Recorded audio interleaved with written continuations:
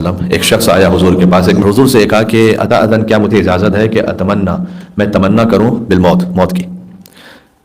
اللہ جانے زندگی کی کس کیفیت میں ہوگا، کبھی کبھار انسان پہ وقت کبھی ایسا آ جاتا ہے انسان اندر دل میں سوچتا ہے کہ بس موت ہی آ جائے، تو کیا مجھے اجازت ہے کہ میں موت کی تمنا کروں؟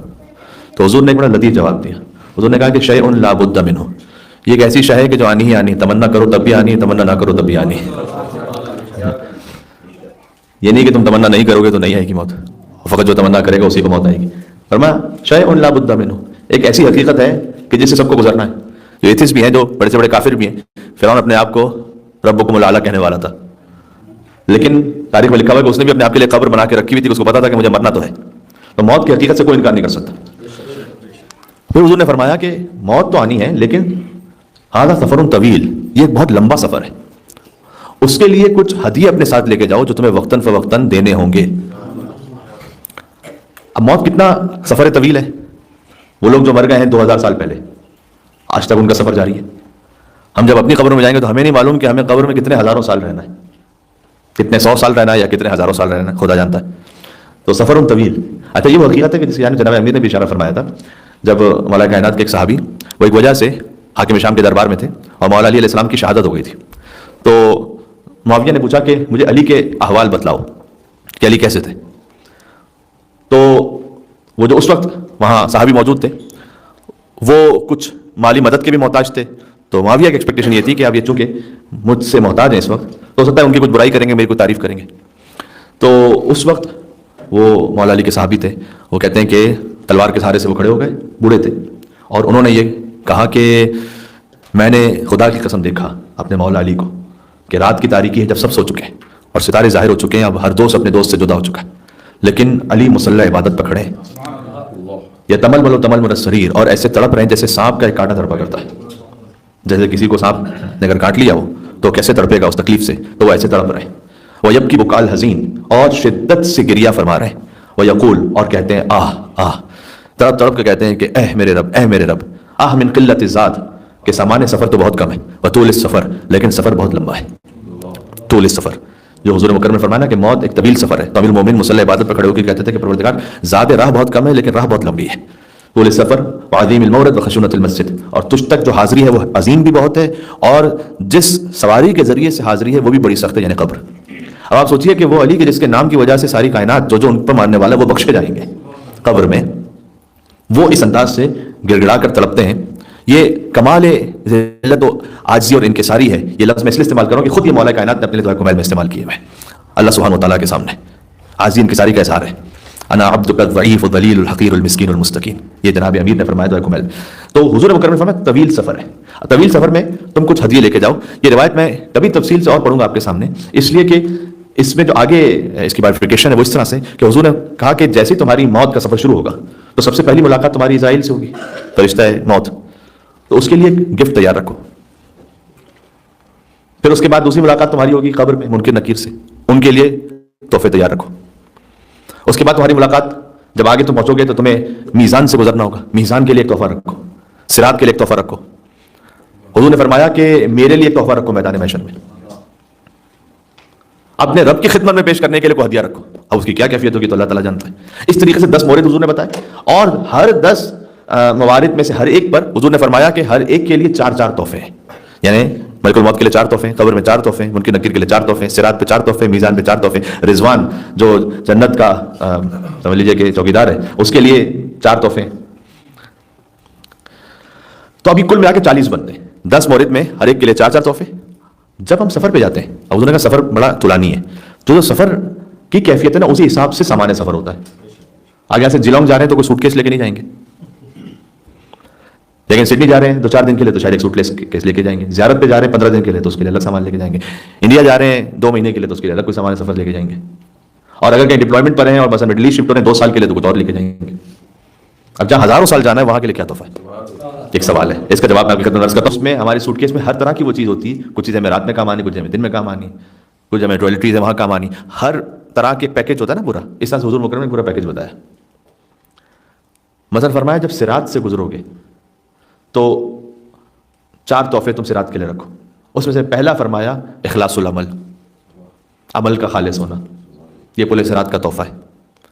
جابر ابن عبداللہ انصاری نے کہا ہے کہ میری آنکھیں اندھی ہو جائیں اور میرے کان بہرے ہو جائیں اگر میں کوئی غلط بیانی کروں کہ حضور مکرم سے میں نے خود یہ سنا ہے کہ تم میں سے ہر انسان چاہے مومن ہو یا کافر ہو اسے صراط پر جہنم کے اوپر سے گزرنا ہے. وَإِن مِّنكُمْ إِلَّا وَارِدُهَا، قرآن میں آیت ہے کہ وہ جو صراط ہے تو جہنمی بھی وہاں سے جائیں گے تو وہاں وہ جہنم میں رک جائیں گے، ختم ہو جائیں گے. لیکن جو جنتی ہیں انہیں بھی گزرنا ہے وہاں سے، اگرچہ کہ اللہ سبحانہ و تعالیٰ اس عذاب کی تکلیف کو لے لے گا ان سے، لیکن گزرنا ہے وہاں سے. اس گزارنے کی مصلحت کیا ہے؟ اس کی ایک مصلحت تو یہ ہے کہ جب آپ انسان کسی تکلیف کو دیکھ کر گزرتے تو پھر آگے نعمت کی قدر ہوتی. تو پتہ چلے کہ اگر اعمال نیک نہ ہوتے تو کہاں ہوتے. دوسرا یہ کہ پھر انسان جب وہاں سے گزر رہا ہو تو ہو سکتا ہے کہ کسی ایسے کو دیکھے کہ جس کو دنیا میں دیکھ کر بڑا رش کرتا ہو کہ ارے یہ تو بڑا کتنا آگے نکل گیا، لیکن اس کے کام ٹھیک نہیں تھے. تو پھر اس وقت انسان شکر کرے گا کہ اچھا ہو سکتا ہے کہ اگر میں اس کی لائن پر راستے پہ چل پڑتا تو پتہ نہیں میرا کیا اشر ہوتا. تو شکر ہے کہ میں اس کے راستے پہ نہیں چلا.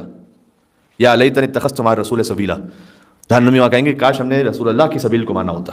اور اس کا ایک ترجمہ آپ سے میں توقع رکھتا ہوں کہ آپ اس کو قبول فرمائیں گے کہ میں آپ سے بات کہنا چاہتا ہوں کہ یا لیتنی اتخذت مع الرسول سبیلا کا ایک اور لطیف ترجمہ یہ ہے کہ اس وقت مجرم یہ کہیں گے کہ کاش میں نے رسول اللہ کے ساتھ ایک سبیل کو بھی مانا ہوتا. وہ سبیل اللہ علی بن ابی طالب علیہ السلام ہے، کاش میں نے مانا ہوتا. تو جو صراط سے گزر رہے ہیں تو حضور نے فرمایا کہ یہاں 4 تحفے ہیں، ہر ایک کو گزرنا ہے صراط سے. جابر بن عبداللہ انصاری نے کہا کہ میں نے رسول اللہ سے سنا ہے کہ ہر ایک کو گزرنا ہے اور وہ جہنم سے گزرے گا، جنتیوں کو تکلیف نہیں ہوگی. اور اگر ایسا نہ ہوتا تو ہم کیوں زیارت عاشورہ کے سجدے میں دعا مانگتے کہ اللہم ارزقنی شفاعت الحسین یوم الورود. یہ ورود کہاں پر ہے؟ پروردگار جب میں داخل ہو رہا ہوں، واردھا سے ورود ہے، جب میں وارد ہو رہا ہوں اس مقام پر مجھے امام حسین کی شفاعت نصیب فرما دے.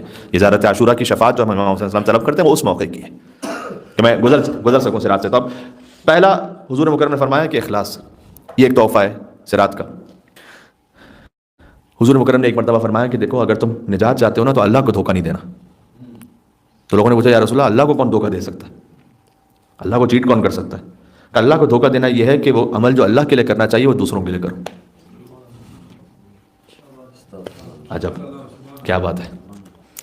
پھر یہاں اس کی تشریح علماء کرام نے اس طرح سے لکھی ہے کہ اخلاص کے 3 مرحلے ہوتے ہیں. جب بھی کوئی آپ عمل انجام دینا اس میں 3 سٹیپس ہوتے ہیں. پہلا ہے اخلاص عمل سے پہلے، پھر ہے اخلاص عمل کے ساتھ، پھر ہے اخلاص عمل کے بعد. کیوں؟ عمل پر باقی رہنا اور اس کو پریزرو کرنا اشد من العمل، وہ عمل سے زیادہ شدید اور مشکل ہے. چیریٹی کر دینا شاید آسان ہو، اگرچہ کہ وہ میں نہیں کہہ رہا کہ آسان ہے، لیکن بہرحال پھر بھی توفیق نصیب ہو جاتی ہے. اس چیریٹی کو سنبھال کے رکھنا شاید وہ اصل عمل سے زیادہ مشکل ہو. بالکل آج کی دنیا میں تو بات کو سمجھنا شاید آسان ہے، ہو سکتا ہے کہ ایٹامک بم بنا لینا آسان ہو، اس کو سنبھال کے رکھنا مشکل ہے. ایک چیز کو بنا لینا آسان ہے، اس کو بچا کے رکھنا مشکل ہے. تو حضور نے فرمایا کہ اللہ کو دھوکہ نہیں دینا. اللہ کو دھوکہ سانس دیکھو کہ وہ کام جو اللہ کے لیے کرنا کسی اور کے لیے کرو. اس لیے کہ فی الاخلاص یکون الخلاص، اخلاص وہ ہے کہ جس میں ہی اصل وہ کامیابی ہے کہ انسان اپنے آپ کو فنا کر دے، ختم کر دے. اب اس کی تفصیل تو بہت ہے، لیکن اس کے آثار کیا ہیں اگر کوئی واقعی خالص ہو جائے اللہ کے لیے؟ اس کے بڑے اچھے آثار ہیں. سب سے پہلا اثر تو یہ ہے کہ عمل قبول ہو جاتا ہے. آپ نے خود سینکڑوں مرتبہ مجلسوں میں سن رکھا ہے کہ شہزادی زینب سلام اللہ علیہ بھی تشریف لائے، فرمایا کہ اللہم تقبل منا ھذا القربان، پروردگار تو قربانی کو قبول فرما لے میری. امام حسین علیہ السلام کے لاشا اتھر پر یہ فرمائے. حضرت ابراہیم، حضرت اسماعیل علیہ السلام یہ فرمائے وَإِذْ يَرْفَعُ إِبْرَاهِيمُ الْقَوَاعِدَ مِنَ الْبَيْتِ وَإِسْمَاعِيلُ رَبَّنَا تَقَبَّلْ مِنَّا، کہ بیت اللہ جیسے عمارت کی تعمیر کا بھی عمل ہے لیکن پروردگار تو قبول فرما لے. تو پہلا اس کا اثر امپیکٹ یہ ہے اخلاص کا کہ عمل قبول ہوتا ہے. دوسرا اس کا ایک امپیکٹ بڑا زبردست ہے. ہمیں سے سادات کرام بھی تشریف فرمائے. تو یہاں تو سید وہی ہے، غور کیجیے گا کہ جو آل رسول میں سے. قیامت میں سید کون کون ہے؟ وہ تو ہیں جو انشاءاللہ آل رسول میں سے، لیکن کیا ان کے علاوہ بھی کوئی سادات ہیں؟ حدیث میں کہ ہر امر کے لیے اور ہر شے کے لیے کوئی نہ کوئی سردار ہے. کتابوں کا سردار قرآن ہے، انبیاء کے سردار حضور مکرم ہے، سید الاولیاء امیر المومنین ہے، سیدۃ النساء العالمین شہزادی کونین ہے، سیدہ شباب اہل الجنہ وہ حسن اور حسین ہے. سادات و اہل الجنہ، اہل جنت کے سادات کون ہیں؟ فرمایا اہل جنت کے سادات وہ ہیں جن کا دنیا میں عمل خلوص کے ساتھ ہے، وہ جنت کے سادات ہیں. تو یہ امپیکٹ ہے اس کا.